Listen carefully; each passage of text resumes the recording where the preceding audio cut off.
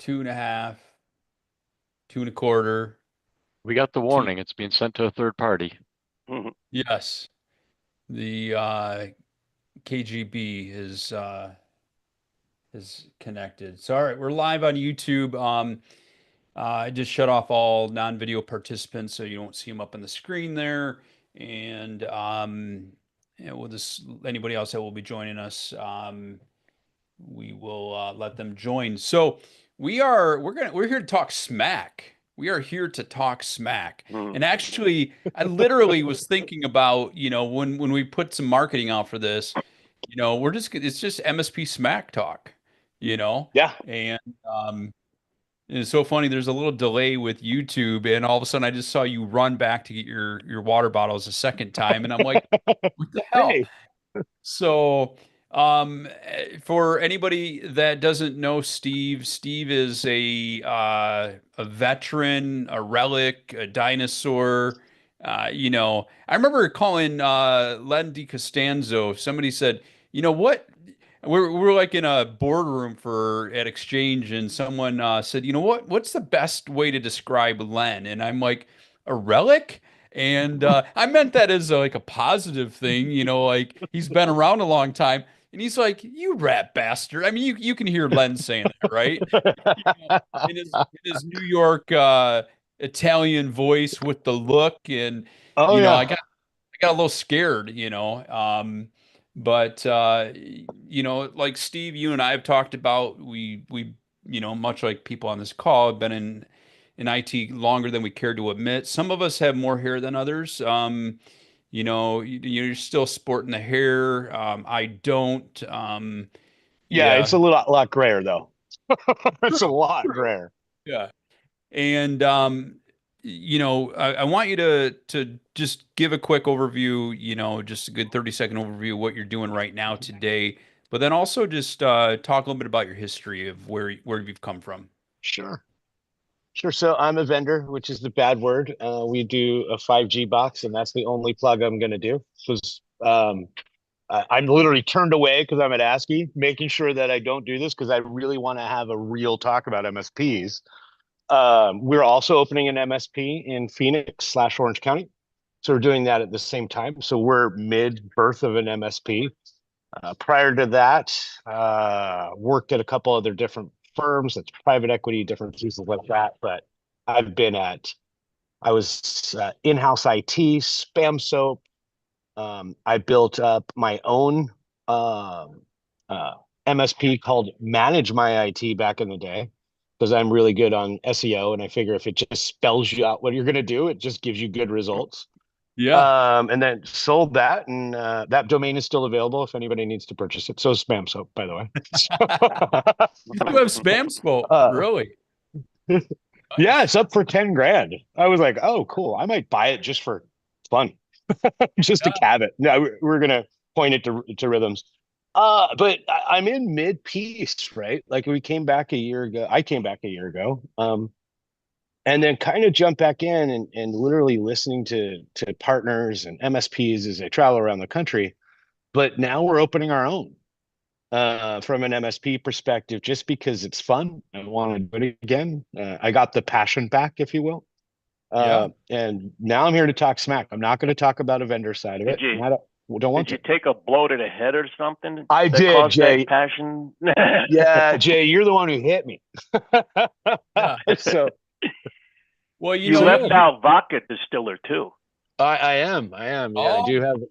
We do have a vodka company. Hold on, I will give that a shameless plug yeah, because go for it. it's right here.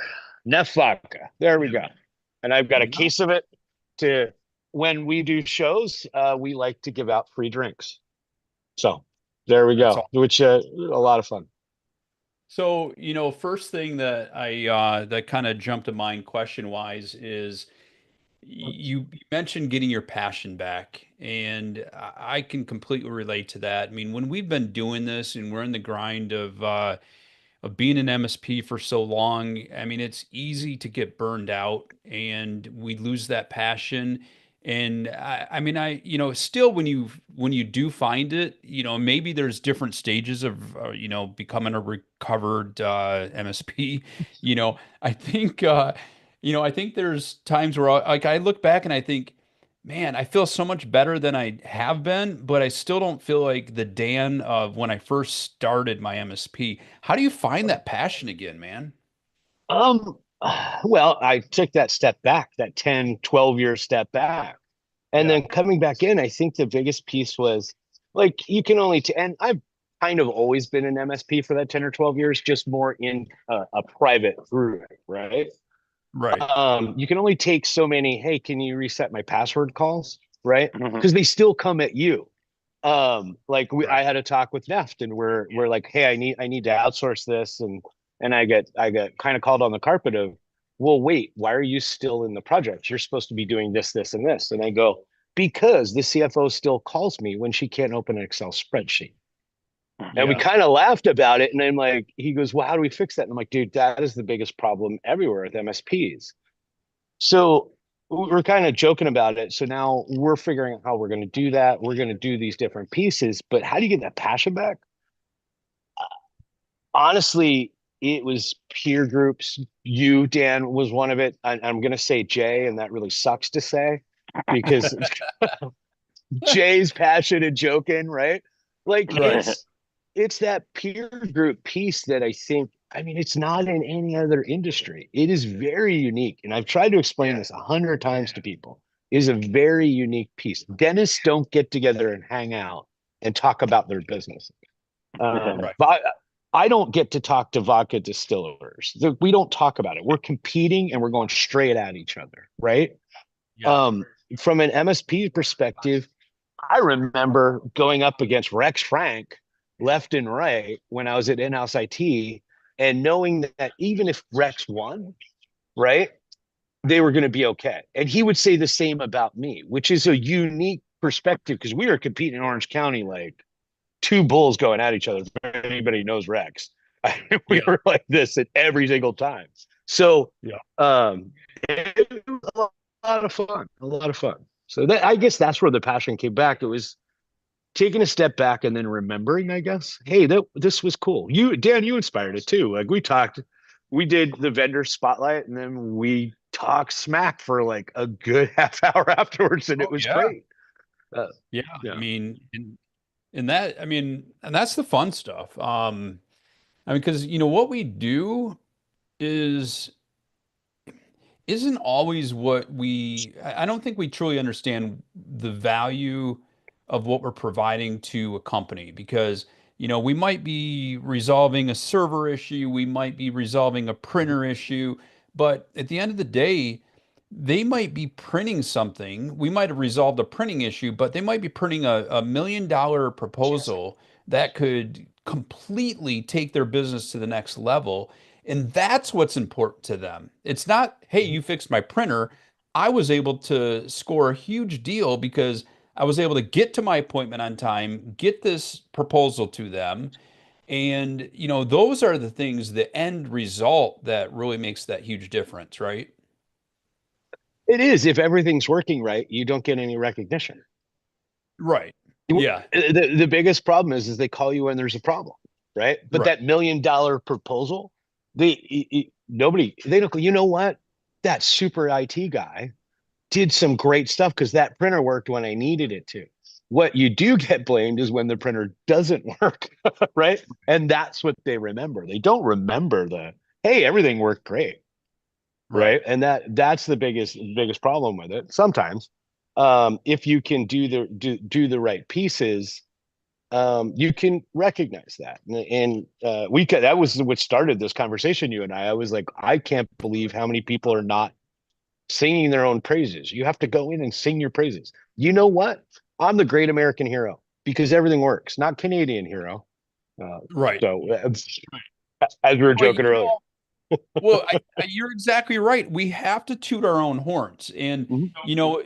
most of us, I mean, we've got extroverts, we got introverts, and then, I like to call myself that, introverted extrovert. You know, Mhm.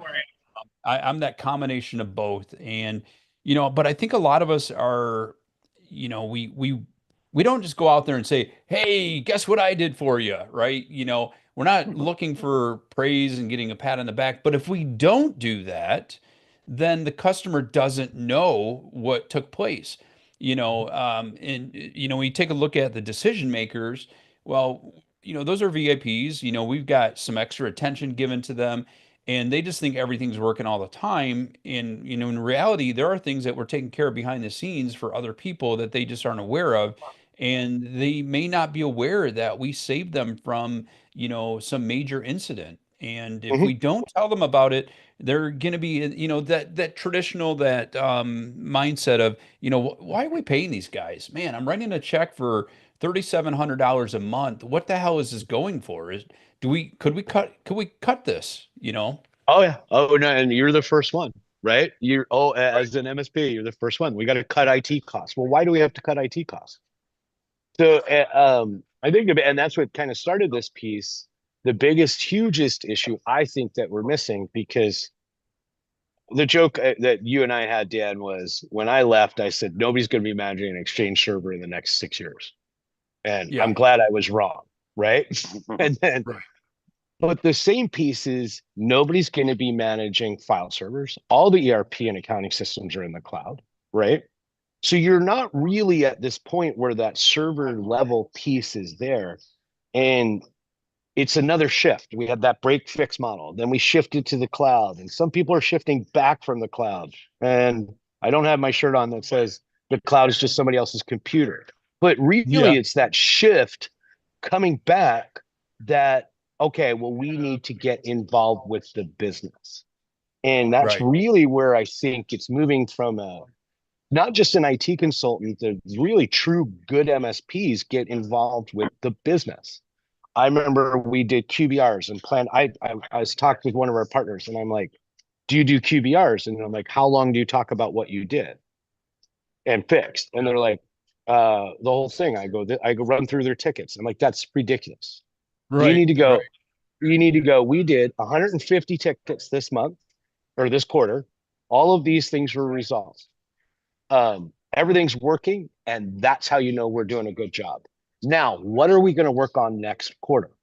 What are we going Yep. to work on quarter two, quarter three, quarter four? This is the roadmap you plan out for the year. These projects are coming in, and you need to be, we've said this, and everybody makes this comment. You need to be on their side of the table. You need to be their trusted business advisor, which is a bunch of bullshit. It Yeah. really is. It's just it's people saying to do something, but what does that really mean? And when we had managed my IT, I used to jump in and go, well, what is business? What is it was called Navision at the time? What is Navision? What is NetSuite? Right? And the biggest joke with my business partner was I said, hey, these ERP and CRM things are failing 70% of the time. So as long as we project management and we don't have to hire the developers, we don't have to know the product, just keep them to the timeline and the budget and do a change management process. And we fail 60% of the time, we're still better than everybody else. And Yeah. we laughed about it. Yeah, I mean, and connecting the dots too. I mean, you started saying we don't have to know everything, and that's 100% true because, it's not about, well, I mean, let's go to the good old saying of, it's not what you know, but who you know. Mhm. My feeling is it's not what you know, but how you know to figure it out, how to resolve it. That's what makes the difference. And we can go into any business environment, and we've all had prospects that say, well, but are you specialized in this application? Or do you have other dentists or CPAs that you work with? I think sometimes that's a feel good for them. But in reality, if we're good at what we do, it doesn't matter what you do. You could make purple widgets. You Mhm. could, and you're the only purple widget company that we work with. As long as we can quickly identify the issue when we're talking about, more reactionary type, things. If we can identify what the issue is and we can figure out what steps need to be taken in a quick manner, that's what matters. And then from a proactive perspective, we take a look at what are some of the common things that could happen in your environment. and what can we do to make sure that these don't happen, mitigate those. We can never eliminate them because, IT is black and white. There's many shades of gray in between, and there is no magic wand. I mean, I say this a lot. It's more the crystal ball approach to managing IT than the magic 8 ball. At least with that crystal ball, you can, with all the tools we have, we can see into their environment, identify where there's, potential for error, because a small issue that we identify today, if left untouched, can grow into a big issue. They may not notice that small issue. We can see it, but if left untouched, it's going to snowball into something that is going to impact them. And our job is to find that and eliminate it and help them avoid there being any kind of downtime or disruption. Absolutely. And I think some of the biggest issue, I remember, do you have anybody going back into the relic days, right? I remember Yeah. people saying, "Do you have anybody this?" I'm like, "No, that's not my job. My job is to know your IT system, and I do multiple different IT systems, and I'll be able to bring from those other companies I work with things you're not even thinking about, things that Right. you may not realize you need yet." And that I use that, turn that negative into strength. I remember sitting there one time, I was reading a QuickBooks. Remember when you had manuals, not on paper, but actual manuals? Right. I Right. was reading I think it was QuickBooks manual, and I don't know accounting systems, right? Like I'm reading up on how to do something, and the CEO walked into the break room. I was reading at it, and he goes, "I hope I'm not paying you to read the manual." And I pushed it to him, and I go, "Well, then you read it." Right. Right. And that was not in my own company. That was in-house. And our CEO got a call. He could not stop laughing. He's like, "I can't believe you just did that." And I'm like, "Well, what do you want me to do? Like, you either pay me to read it or you read it. That's literally how you Right. run a business." So, Yeah. and the guy laughed. He thought it was great. He became one of our clients for the longest time, and it was great. He loved it. He's like, "Nobody's ever said that to me." I'm like, "I'm not an expert on everything. Right. I'm an expert in technology. And Yeah. when I can do that, then you could do that. And if MSPs is that relic side, bringing that back into it is important. Like right Technology now, and vodka. technology Right. and vodka. That's the only thing. Hey, it's great if how many people do you like, going back to like remembering birthdays and like I used to bring in all kinds of stuff. I'm like, "Hey, I heard you got a big promotion, Janet. Here's this." And being involved in those businesses, and more importantly, to scale, training your team to do that, Right. because it's really important that there's only one Steve, there's only one Jay, thank God. Right. Right. There's only two, there's only one each. Yeah. But in reality, teaching your team that culture and that culture going forward, that's how you grow it. Because technology is a commodity. And I really hate to say it, but it is. Yep. And there's always somebody going to come in and go, "I'll manage that desktop $4 cheaper, or I'll manage this server or this part of your business for $10 less." And if you're always fighting on price, you're going to lose. And that's really where that relationship matters. And And that's you the you want them to think, you know what? Sure, this other company could save us $4 per endpoint or whatever, Mhm. but they're not Steve, they're not Mike, they're not Jay, they're not Norm. Yeah. And that is what they're buying, and Mhm. that's why it's so critical that um I've always felt that they get the full view of our entire organization, not just maybe a tech that's assigned to them, because and that's the challenge is, if that tech that's assigned to them is the face of the company and that's all that they know, then maybe that tech leaves and then they're like, oh great, I've got this void. Yeah. And you want them to get to have an experience that they're working with you as your organization, not the individual person that they're in front of. I And used to you want to swap them build out. many. Yeah. I Yeah. used to swap them out every quarter. I'd swap out in a new person, and I'd always get like that couple week, that first week of, "Oh, wow, we don't want that person." But as the Right. rotation happened, they eventually go, "Oh, I can't wait till quarter three when Mike Davis is there, because Mike is really good and he knows this. We're going to start that project when Mike's there." So it Yeah. becomes, again, turn that weakness into strength, right? and Right. getting that piece to go, all right, no one tech is going to control my company. That's my job, right? Right. And kind of working through those. I will tell you. So I was on the ASCII in Costa Mesa. I was on with Microsoft and a couple. I did a panel, and one of the cool thing about ASCII Costa Mesa was that was my old Microsoft rep. So Okay. I'm up there and we kind of talking about the same things. How do you change? They had a panel on how do you change the strategy from a vendor to a strategic partner, right? And I was talking about the MSP and I'm like, Microsoft's got a ton of MDF funds and it's a bunch of hoops to get through them and you've got to work through them. But is anybody doing lunch and learns with their clients and with new clients? And not a hand went up. And I'm Mm. like, are you kidding me? Like, there's a Copilot is out. This is out. There's so many new technologies that they're already looking at it. You need to be ahead of it. Buy them lunch. And Right. Microsoft will pay for it. And I go, I'm going to spend his money right now. He was laughing his head off. He's like, Steve used to grab all of my NDF funds for all of Orange County because I learned the game, right? Right. And I'm just, there's this stagnant, it's almost like, all right, here's where I get myself in trouble, and we're really going to go into the real Steve. It's almost like there's this stagnant moment with MSPs right now where they're just like, Copilot's coming. I don't know what to do. Or this is coming. I don't know what to do. These Right. guys are beating up. It's get back, get excited, jump out there, do Yeah. some lunches, right? We did a big thing for a bunch of our partners in Phoenix where we went out and nailed a spring training piece and then just took them out drinking. And Yep. that was legit business partners. So that become not just the channel side, that was for more of the MSP side. And it becomes more fun, right? Like having that relationship. Um, last my team called me Monday to say that they had drinks at 8:30 in the morning. That's the first couple meetings.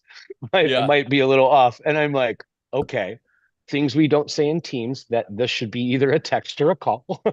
Yeah. Right. Number one. Number two, Right. why? And they go, because one of our partners, this axe throwing place, was going to be on the news and they needed people to Oh, be there 8:30 in the morning.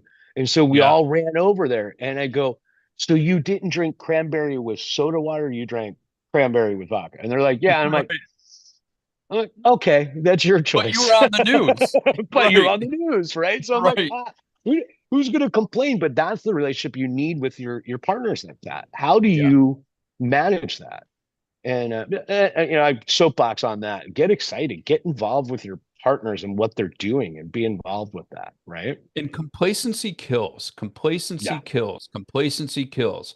And it is so easy for us to become complacent in what we're doing, especially the longer that we're doing what we do. We get into that mindset of, it's the same old, same old. We really got to dig deep, find that passion, and get our team excited about things. We got to go back to our roots of, what got us to where we are today.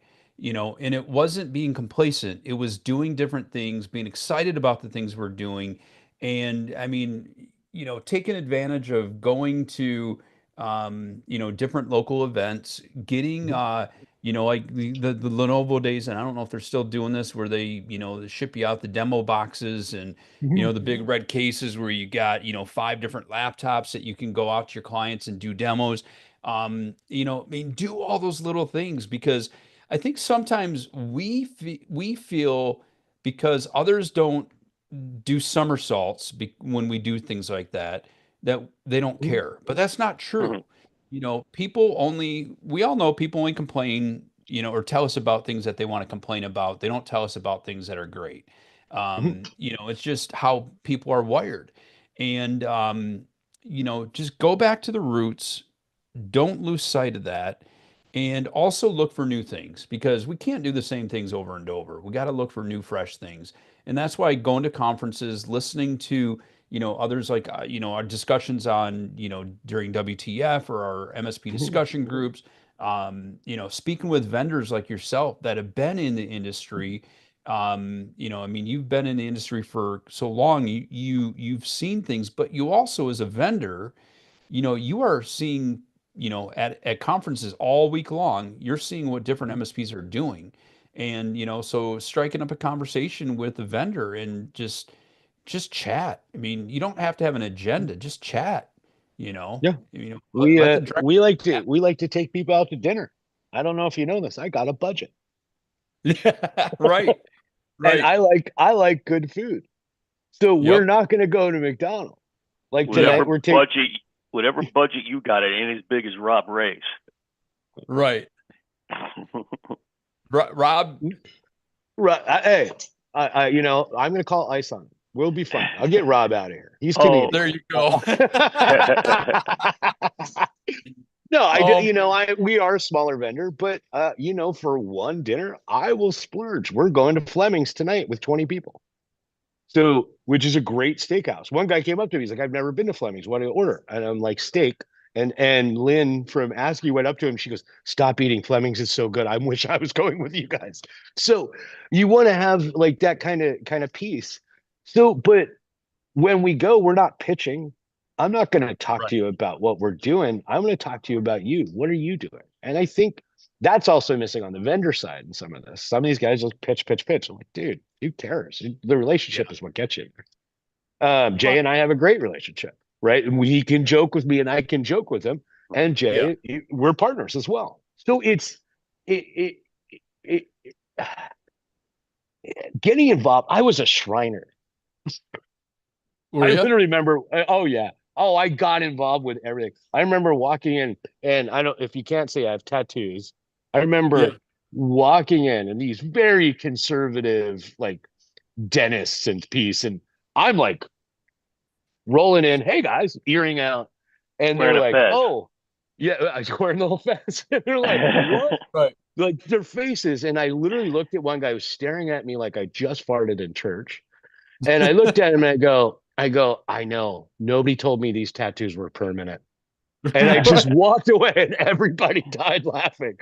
And Yeah. he's like, that was the best response I ever had from anybody. And I'm like, I got a lot of tattoos. It's cool. It doesn't change anything. And I can clean up if I want to. Like not this, but like at least cover these. Yeah. Um, Yeah. and then grabbing, what was that? I think Jay, I think you and I were joking about this story once. I had Ryan Westinghouse, who owns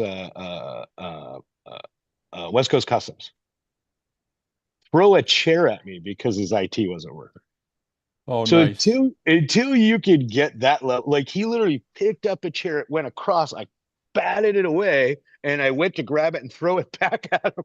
But going with who you know, and if you gather the right partners, then it doesn't feel like you're working. It doesn't feel like, from an MSP perspective, it feels like you're working with friends and Yeah. you'll always do the right thing. And I think that's what's missing a lot too. Is like, oh, I got to grow. I got to grow the right way. I never believed in having a vertical. I thought that was stupid. Yeah. I remember everybody going, what's your vertical? I'm like, I don't, what is a vertical? Why would I stick myself in one business? What if that business tanks? Right. Yep. Like I want to go over this way. I want to be this. I want to be that. And then some people have radiuses. I remember in SIT, we wouldn't take a client if it was outside of 25 miles Mm. radius. Yep. And I kept yelling about it. It was brilliant. I mean, they had 200 or 300 clients. Like we had big partners, and talking about endpoints. But yeah, I don't believe any of that. I have partners. I'm the only guy who put a Datto box in China. Oh, wow. Yeah, Did you Austin physically, McCord shut him off. What? did you physically fly there and install it? Maybe. I'm not going to talk about how I smuggled device into China on YouTube. Right.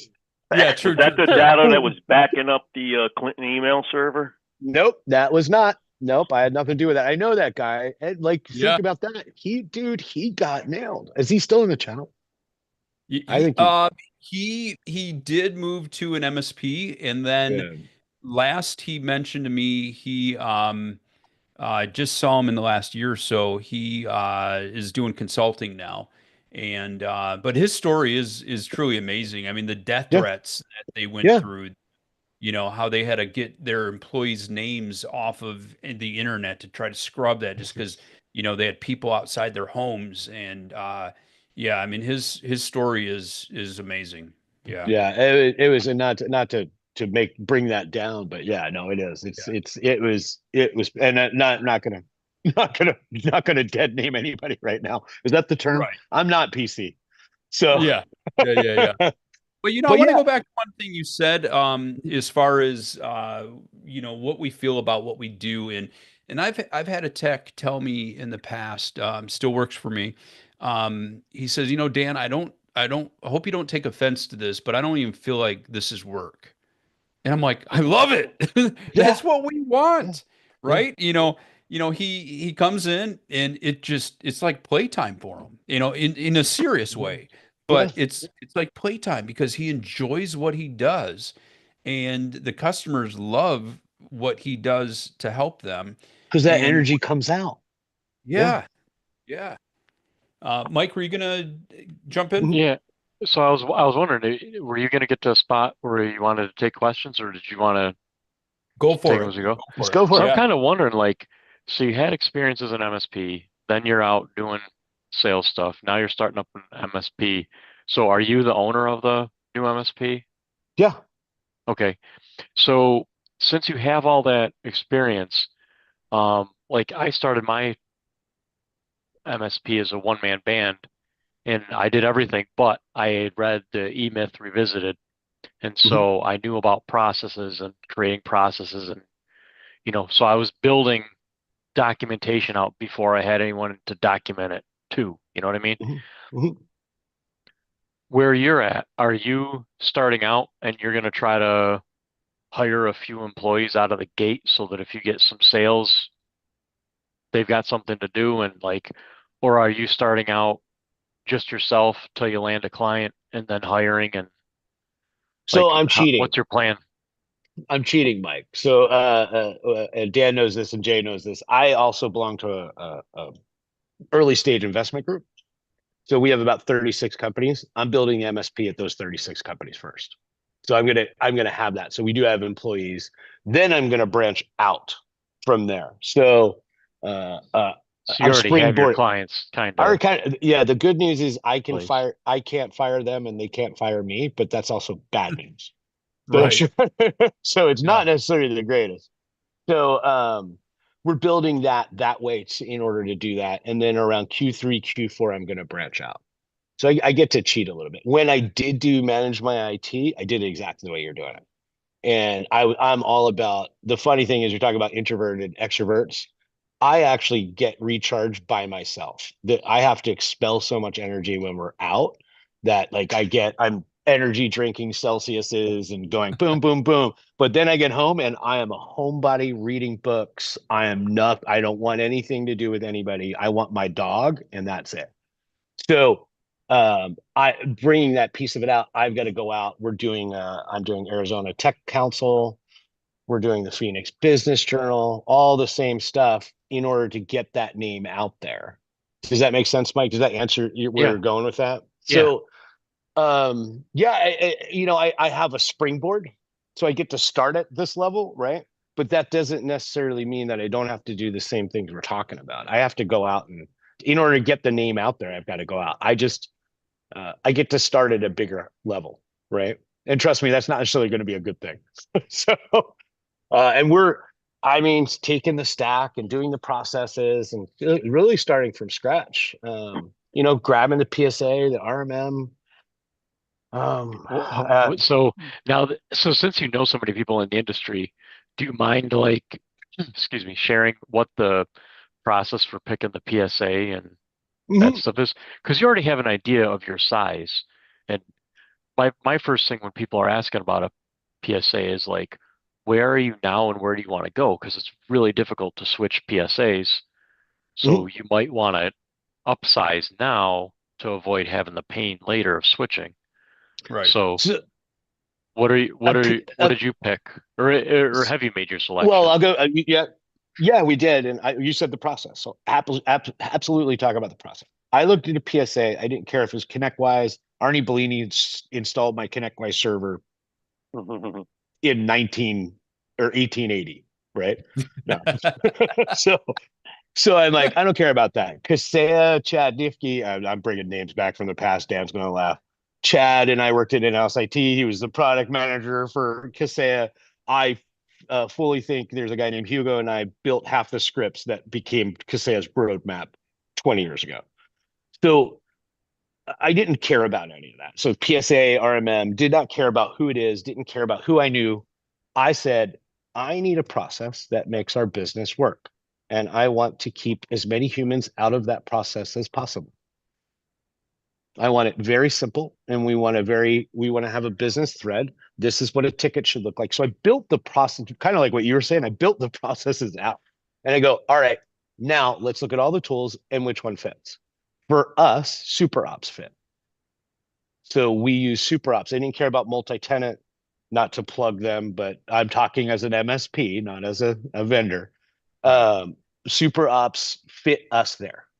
Then I'm like, all right, what's our backup? Did the same exact process. How are we going to do the backup? And we chose Wasabi. I'm not just dropping, like, I'm sorry, like dropping these pieces. Oh, you're And good. then we wanted to do security, and I'm working with Total on that. So I've got 2 or 3 different partners I'm looking on the security side of it. But I wanted, everybody jokes about single pane of glass, like, oh, your PSA should be your single pane of glass. None of them are, and they're full of crap, right? So you're like, all right, well, which one can I get to what I need to faster? Does that make sense? Does that answer it, Mike? Oh, So yeah, absolutely. Yeah. that's kind of the way it Yeah. went. If I hear the word single pane of glass again, I'm gonna just Yeah. Or even it's never changed. That was integration 10 is years ago. Yeah, integration. that I've been through some stuff with my billing and invoicing process with ConnectWise, and their overuse of the word integration is killing me because Overuse. We use it's just QuickBooks. terrible. I'm still Yeah, on and QuickBooks. I'm about I'm to go to Business Central, but I'm on QuickBooks. So yeah, yeah. I'm on QuickBooks, and ConnectWise would tell you they have a native integration. Hmm. If it's native and it's integrated, why do I have a separate login, a separate site to go to, and nothing talks unless you press buttons? Yeah. It's like, So my native integration with QuickBooks is named Bianca. She's our controller. There you yeah, So, go. yep. but yeah, no, I the same kind of process. How did it fit? I think our choices were, and I did it on the tech and the business process is really what I cared about. The tech's the tech, and RMM's an RMM. I think they're good pieces of it. You're still going to have the same basic pieces, but I really wanted what I thought would make sense for us, and So that's for kind of on where the people side of it, you already have some people smattered about through the company that, okay, so you've got some people to start. So, I have me. I have my guru of operations named TJ, who Jay has met, and I've got a great guy. He's an up and coming tech. I think he's going to be a name amazing. His name is Stephen Copeland. No relation. Number Interesting. 3. Number Interesting. 3. Jay's actually met number 1, 2, and 3. We're all named the same. So I grabbed my son, and then I have another one as well. Another my ex stepson. We called him the red haired stepchild because he's ginger, and we have him on there too. So it's a starting it. Doesn't matter what you have. If you start it the way you did, when I started managing my IT, they almost shut off my power. Hmm. I was broke, destitute. I was just, how the hell am I going to do this? Like, where are we going to get? I'm borrowing money from my dad, who Jay has actually met, which is not an easy process because he's an Irish guy from Philly. So I'm like, hey, gonna borrow a little cash. What do you need it for? I'm like, oh, well. So I did it, but so now that I'm at that level, I want to start it the same way. Does that make sense? Like, I oh, wanted that same absolutely. boost Yeah. because it Well, it you've doesn't learned so work. many lessons from being Yeah. in the business. I just, there was a guy that lost his IT job and he pops into Discord and wants to know about starting his own MSP. And a bunch of us are like, wait a second, you're broke because you lost your job? No, do Mhm. not do this because Right. most It's businesses, hard. even outside of MSPs, fail not because they don't have a good product or a good service, but because they run out of cash in the short term. Yeah. And Well, there's yeah, that Yeah. low barrier to entry. I mean, we all know that everybody thinks that, you can just start an MSP and laugh your way to the bank, but they forgot that there's, you got marketing, you've got operations, you've got HR, you've got all these different business functions that are critical into making the business happen. And none of it is easy. I mean, it's, there, you you know, how many there times have we are had um, like texts come in for interviews that, oh, I tried starting an MSP, but I just couldn't make it happen. And then they're looking for a job. So go ahead, Mike. I wouldn't hire yeah, one of those. Sorry, go ahead, Mike. I'm No, like, nope. no, yeah. I mean, it is. And on one hand, there is a low barrier to entry because you don't need a license. You can just call yourself an MSP.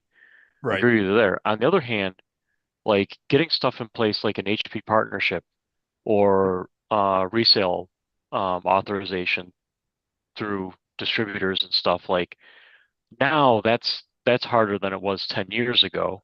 Your And tax ID, so, all the stuff. Yeah. yeah, all that stuff. And then just the scale, like if you're starting out and you're trying to look at PSAs, um, or RMMs, they may say, okay, we have a 250 endpoint minimum. So if you're really small and that minimum $500 a month is going to break you, Right. then you don't have the options as everybody else. And don't So, forget, if you go to Kaseya for it, a 3-year contract as well. Hmm. yeah, Yeah. And, yeah. Well, we, and ConnectWise too. ConnectWise does. Listen, I'm gonna go with both of them. They both are a 3-year contract, right? So it's but in the norm. reality, you can do a 1 year term with all of them. You're just going to pay more, Yeah, and, you but can even go I month think to month. I think. we need more barriers to entry in our business. I mean, too many people, they're thinking that they can become an MSP and don't realize the responsibility that is attached to that. It's like having a child. I mean, anybody can have a child. There is no manual, but that doesn't mean that you're gonna, be Be good successful at at raising it. a child, Yeah. right? You know, and Yeah, I kind of want to go on something that Mike was saying to Dan, just to tag on to you, right? yeah, When I left in-house IT, what happened was there was a CIO that came in and said he was going to push out virtual desktops to every one of our clients, and we're going to get rid of PCs. Hmm. And I said, "You're a freaking idiot. That's not going to work." This is in 2010, by the way, yeah, right? And he's like, "It's not going to work. It's not going to be there." Well, it works at banks. I'm like, there's a reason it works at banks and why they have to do it that way. There's a whole, and like, we head to head like this. And so I said to the CEO, never challenge your boss like this. I said, it's either him or me. So the next day I was getting my severance package. So I got fired for the first time in my life, besides my yeah, father. I was like, what the hell? Years later, that person came back to me and his wife goes, um, tell him at this point, how good, tell him what he should have did. And that person came back to me and said, I should have fired the other guy. But when I left, in-house, I opened my new MSP without stealing a client.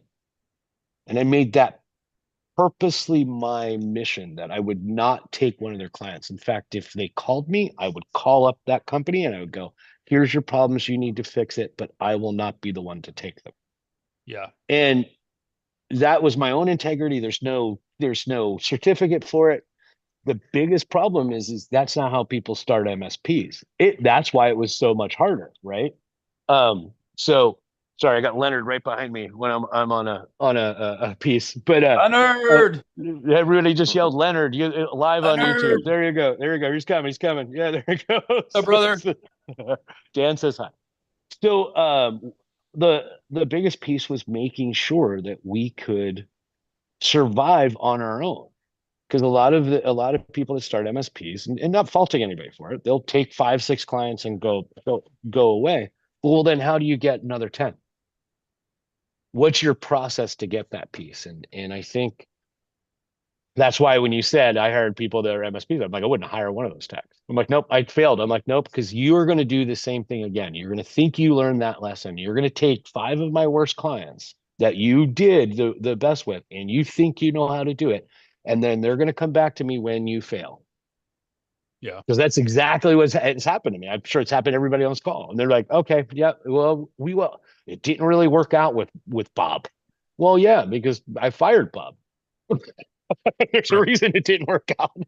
Yeah, so, exactly. so all right. Did we Uh, get something in the chat? What do you, oh, Just I just think it Norm's was Norm. comment. Norm. Norm thinks that you're at a circus. I guess maybe I he think saw that some. comment came in when he was talking about the virtual desktops. Oh, Oh, kind of I saw like an remember that era, and elephant in the I draft in the started to go background. down that path, but I did it with the numbers behind it, ooh. and I did it for a training room. See, that'll work. But Yeah, like for your actual desktop, and that was Citrix was pushing that hard in like they 2010, they were 11. well VMware. It was VMware View at the time, and then it became VMware Horizon. Yeah, And my case worked because I had 12 computers in a training room, and I did that zero works. clients. Yeah, and um, we were able to do training, and the apps that they needed for the class were all loaded and working. And then they could also remote back to their desktop, which I was working for architects and engineers, so they had CAD rigs, Mhm. and they could. And the reason I did it was I listened to VMware, and VMware said at the time, "Hey, if you want to do CAD on these things, we're not there yet. But if you just are running Office, we're there. You can get this into your environment, get going on it, gain some experience with it, and then when we figure out how to cool GPUs in a Mhm. rack, then the day may come where it'll make sense to virtualize CAD." And I was looking forward to that because um, I could put a $6,000 CAD rig in front of somebody and they could make that thing work when they were doing renderings. Like, Mhm. it was chugging full steam. But that was only maybe a half hour out of 40 hours in their week that Yeah. the machine was working like that. All the rest of the time, they're like reading email and doing other Mhm. stuff in 2D and stuff. And I was like, yeah, look at all that CPU and GPU time You just being saved. wasted. Yeah. And so if we could virtualize that, that would save a ton of money. So yeah, I think it has its use cases. I just think they pushed it for everything. Not everything. they did. Yes, I'm gonna blow they did. everybody's mind as a vendor. My job is to sell you my product. And sometimes a lot of vendors are full of shit. Only sometimes. Only sometimes, Josh. But they're not there to, they're going to tell you, listen, this is the sliced bread, even with my product, right? It Oh, doesn't fit everything. Jay, yesterday, Jay's the Verizon perfect called. example. Yeah. Yeah. Just Oh, yeah. yesterday, Verizon called, and I said, no, I won't consider you because in our area, the support is absolutely terrible, and I've burned up thousands of dollars trying to work with your terrible support. Every single time I tell the new rep of the day that calls that, they're like, "Oh, we've made improvements." Yeah. No, you haven't. But it's in their script. They read it the same way every Yeah. time. It's in their Yeah. So script. I will, sometimes our solution, just as a vendor, does not fit. Sometimes Yeah. it doesn't. But the problem is if you drink the Kool-Aid and run down a certain road, I'm not going to say names, this road or that road, sometimes it doesn't fit. Yeah. And I wish vendors were um, a lot more honest about it. Jay and I had one that didn't fit. Sometimes it doesn't work. And you know what? That's okay. It's how I treat Jay, how Jay treats me, and how we work together that makes sense. And we did it, we worked it out, everything's fine. We can still be friends. That's you do if you keep your business that way, if you keep your integrity that way, I think it's important. And that's the same way you need to be with all your clients from an MSP side. Sometimes it doesn't fit. Yeah, and It's so okay. Funny you bring that up, Steve, because I was actually on a call 11 o'clock today with a client, and I might have another one that will fit. There you go. See? Good. nice. So those kind of things are the way that's the way you work. If you can, and I really believe in doing that. And my teams. We talked about your team and how you keep your team motivated and how you keep yourself motivated.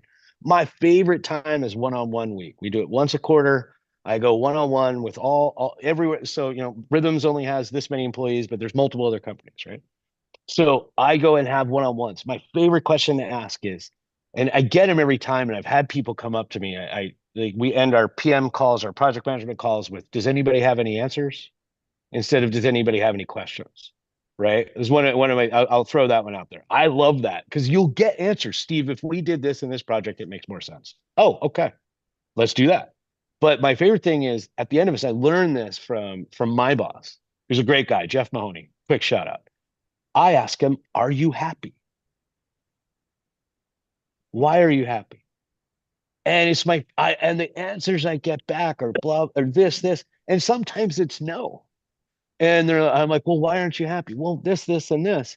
And I've started doing that with our partners because I like it so much. "Are you happy?" Well, and I just drop it, and they're like, "What? Like your service or your thing?" Or like everything. Like I was on for an hour with one of our partners talking about his dog. I'm like, he he had to put his dog down, Hmm. and I just recently had to too. And so Yeah. we had this moment of just talking about it. He's like, "You really just took time out to do that." And I'm like, "Yeah, why wouldn't you? We're all humans." And if Yeah. we keep that and do that with our clients, those favorite things, "Are you happy?" Like, what do you have answers for me? What can I do better? Right? Those kind of things as an MSP really makes a difference. And teaching your team to do that and literally just doing that. If you're not having one-on-ones with your team once a quarter, you should be having one-on-ones with your team once a quarter. If you're not having one-on-ones with your clients once a quarter, you should be having one-on-ones. So like I literally have these planned out in weeks. So I go, all right, I know this week is no travel. I can't do it. I have to be here because this is what we're going to do. And And really kind of good. those one-on-ones, whether whatever the cadence is, whether it's quarterly or a couple times a year, once a year, schedule them in advance at the beginning of the year, get them all booked up. Don't say, well, we'll get them scheduled. No, get them booked up right away, because once they're on the calendar, they're on the calendar and you're done. You plan for it. And then the clients, have it to look forward to and expected. It's not just a hypothetical thing that, hey, yeah, we'll meet with you on a regular basis. And then it never happens. So I love that. And then I didn't leave the channel and come back in because I wrote a book and I'm hawking the book. Right. So I'm coming back in and I'm like, you know what would be really cool? I'm just going to try it again. I had a great, who was I having a conversation with? I'm not going to name names, but they were like, I read this book. The guy wrote it 15 years ago. I was like, do you think anything's changed? Right. Like, Yeah. I sold.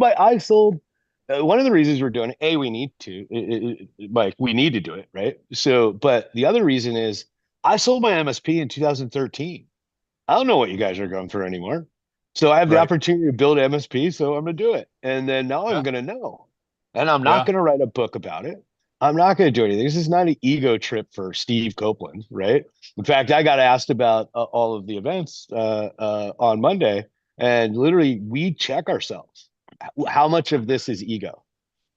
And Yeah. I'm like, it was 20%, now it's down to 10. And they're like, okay. They're like, I'm like, I don't want to be on the road in 2026. I go, I'll do a couple events, but I'm not doing them like we're doing this year. And but yeah, how much is that? How much of that is ego? It's good questions as well. I love like to me, like I literally am trying to avoid my logo in the back the whole time, right? Because Completely go for it. I'd like you to give a quick, so I got to admit, every time I see the Rhythms logo, the song Rhythms of the Night plays through my head. And you guys should have that jamming in the background. so it's funny. So I have a very fun team. If you would think like hanging out with me is fun, working with me is also fun. They have a rhythms playlist in the office with like Nice. rhythms is a dancer, rhythms of the night. They have like this whole thing that they're doing this whole piece, and it's hilarious because I walk Yep. in the office, they do it, and they're like, "Why don't you use this when you go on stage?" Right. And I'm like, why would you? Right? And they're like, you should. So maybe you may see that come up pretty soon because Well, I I may have was gotten trying to look convinced. up on YouTube the Rhythms of the Night video, and I realized that besides Rhythms of the Night, there's also Rhythm of the Night, which is by Yeah. DeBarge, who Yep. is from they're from Grand Rapids. And I remember this, really dating myself here, but I remember being in grade school and at the Plainfield Skating Center, and DeBarge was there hanging out, and as a grade schooler, seeing DeBarge, it was like the coolest thing, man. I mean, Oh yeah. and now people are like, who? Who? But Yeah. Well, yeah. I'll give you so not I lived in California and there's Knott's Berry Farm, which is like the knockoff Disneyland. Actually, it was before Disney, by the way. But I saw Depeche Mode play there Mm, in front of like gotta 400 people. They're like, what are you doing? I'm like, oh, if you can't tell, I was dressed in black. I didn't have a lot of color back then. I had two colors, black and the other black. right. So yeah, I was that kid, which is not popular anymore. I would not suggest doing Yeah. it. So, Well, what hey, are the we questions? Are we done? uh, Okay, cool. we're at 105. I want to, just make sure, we got work to do, right? We got Yeah. fires to put out, Um, so real quick though, give us your, 30 to 60-second elevator pitch about rhythm. So for anybody that's not familiar. Go to rhythms.com, call Jay. Jay will tell you about it. No, it's internet in a box, 5G. I don't Yeah. really want to pitch. When we talked about this, I wanted to come on and talk like an MSP. I'm Yep. really not into the pitch. It's There you go. rhythms.com. I spelled it wrong because I was drunk. Rhythms That's with all a it Z, is. with a With a Z. Yeah. So, exactly. yeah. All So right. that's it. Hey, I greatly appreciate your time. I know you got a busy schedule being down there in Orlando, getting your booth set up, and is it been pretty busy down there? It is. I think there's a hundred or so here. 100 people or so. It's fun. I love the ask. I love events. I love your community too, Dan. So like, I love the community aspect of this. Yeah, your community is great. We have a lot of fun. Yeah. Um, I like to come in if you guys aren't in the Facebook group. I like to come in and post memes and drop back out. So, Oh, but from that I had to warn, I think something, I think it was because we did that podcast, Dan. I got a bunch of friend requests. Jay's been on my Facebook for a long time. I literally put up, guys, this is not my professional Facebook. This yeah. is my personal, and Oh, I make jokes. I saw you do that. That you just did that in the last week. That was Oh yeah. awesome. I Yeah. was like, guys, this is not LinkedIn. This is all about me talking smack and my friends talking smack to me. You're welcome to, but I'm going to tell you this is not a professional area. So, Exactly. Well, I'm going to throw into chat you a link to your LinkedIn. mhm. But with that being said, we are good to go for the day. Remember, tomorrow we have elevator pitch. Friday, tomorrow it's elevator pitch at 2 p.m. Eastern time. You can check that out on the website. And then, of course, Friday is our MSP discussion group. But with that being said, Steve, thank you for your time. We greatly appreciate it. Thank you guys. All right. I'll talk to you soon. See you tomorrow, Steve.